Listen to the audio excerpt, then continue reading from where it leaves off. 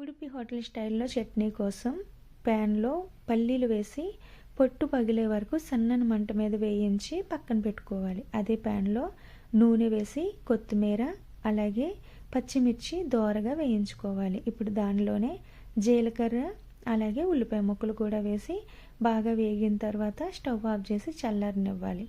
ఇప్పుడు వాటిని మిక్సీ జార్లోకి ట్రాన్స్ఫర్ చేసి దానిలోనే ముందుగా వేయించిన పల్లీలు అలాగే ఉప్పు, చింతపండు, కొద్దిగా పచ్చి కొబ్బరి కూడా వేసి మిక్స్ పట్టుకోవాలి. తర్వాత కొద్దిగా వాటర్ వేసి మిక్స్ పట్టి ఒక బౌల్లోకి ట్రాన్స్ఫర్ చేసుకోవాలి.